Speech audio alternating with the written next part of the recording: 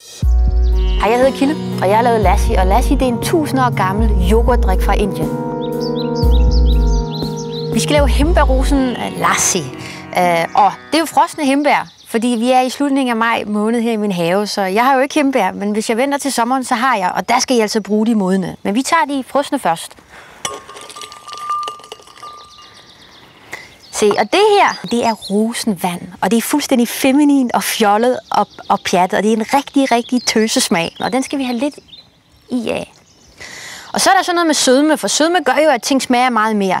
Det er rosiner, der er opblødt i vand, vendt en dag, og så er de bløde nok til at blende ind i lassien, så vi får sødme, og så er det naturligt, i stedet for at I tilsætter det der hvide sukker.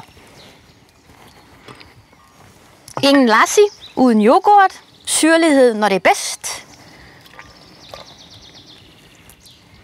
Og så er der prikken over i'et, for lige at sætte alt det her på plads. Det er spearmint, og det skal vi have fra haven. Prøv at komme her. Det her, det er den fineste spearmint. Det er en type mynte, der har meget mere sødme end pebermynten. Og der tager vi nogle topskud.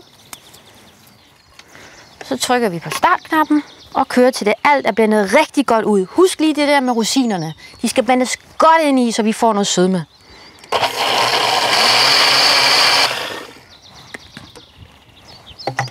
Prøv lige at se den her farve her.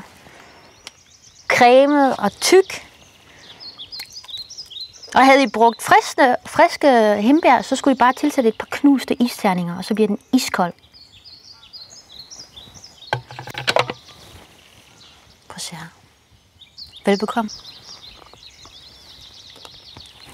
Og så skal man lige huske på, at det her det er altså ikke noget, der er moderne. Men det kan det jo blive. Men det er en 1000 år gammel drik, lassi.